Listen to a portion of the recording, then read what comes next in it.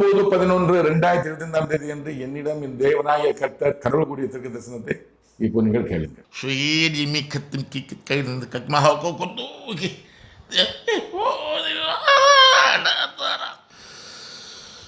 ஆட்சி அதிகாரம் முடிவுக்கு வருகிறது. அவனது தந்தைக்கு வழக்கு, ஊழல் வழக்கு அவனுக்கு கொடுக்கப்படுகிறது. சிறையிருப்பு அவனுக்கு கொடுக்கப்படுகிறது.